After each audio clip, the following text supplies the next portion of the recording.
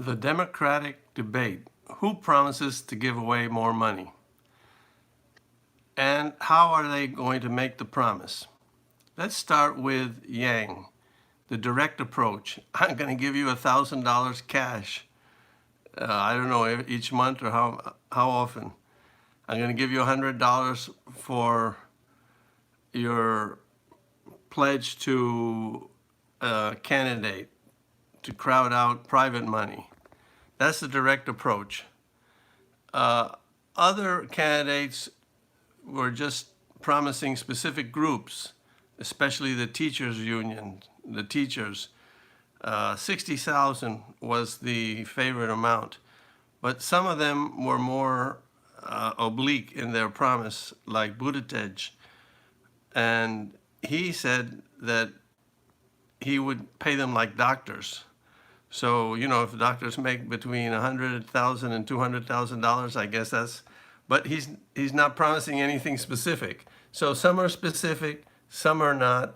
That's how they distinguish themselves. Of course, Bernie Sanders is a socialist, so he's going to outpromise all of them all the time. And you know that because he's a socialist, so you can count on him giving away more money than anyone else. By the way, if you want to get an insight into his character and his views, you can watch my interview with him. It exposes him completely as to what kind of man he is. Or, you know, you can look at Joe Biden. See, so he's allied himself and identified himself with Obama. So that means that he's going to give away more or less the same amount of money that Obama gave. So you can count on that. So it's kind of like a more moderate amount of money that he's going to give away. But he's counting on identifying himself with Obama and you being an Obama supporter. So that's how he's going to win. So Elizabeth Warren, she has her own particular strategy, which is she's going to take money from the rich and give it to you. So don't worry about her taking any money from you to pay for all her programs. All the giveaways she's going to pay from the top 1% and very rich people. So don't worry about it. It's not you. She's going to take the money away. So, and by the way, that is the typical socialist strategy. So she doesn't call herself a socialist, but that's the standard socialist promise. We're just going to take from the rich and give to the poor. Anyway,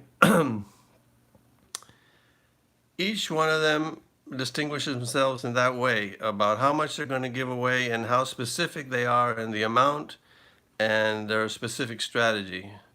So I think that is the underlying principle that explains the thinking of these Democratic candidates and explains the debate. Now, nobody's pointed out this fact or this principle, and that's why I'm doing the video. That's the first reason. The second thing that distinguishes them is the identity politics to who they try to appeal to. So you have these people, if it's Buttigieg, he says, I'm gay, so if you're gay, vote for me. I'm like you. Amy Klobuchar, I'm a mother, so if you had problems with your kid, vote for me because I'm a mom. And Elizabeth Warren, oh, I'm a woman, so you should vote for me. I'm the woman candidate. Or Kamala Harris, I'm black, so if you're black, you should vote for me. Cory Booker, I'm black, so if you're black, you should vote for me. I come from a very humble and poverty-stricken neighborhood, so I had a hard time, so you should vote for me. Castro, I'm Hispanic, so vote for me. Each one of them has their appeal to the particular identity politic group that they expect to get support from. And so this is what the Democrats are today. That's the second principle. It's all about identity politics and how I'm going to give you more money than the next guy. And so if you really want to understand the debate, this is it. This is what you have to know.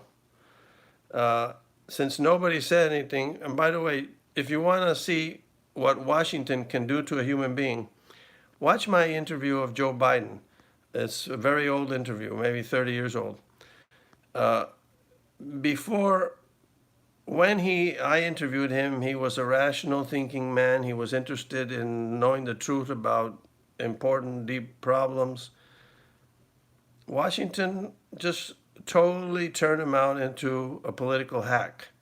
So this is what happens when you go to Washington and everything you do in Washington corrupts your character, redistributing everybody's wealth, and finally you became a political hack, and sometimes worse, an outright thief. Anyway, I did this analysis in spite of the fact that I've been very busy taking care of my son. I had to take him to the doctor today, even. But he's a great kid and very curious, happy, and strong and active. And so, on balance, everything is fine.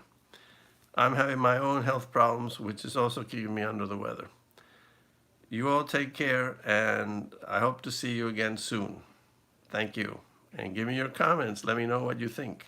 Bye.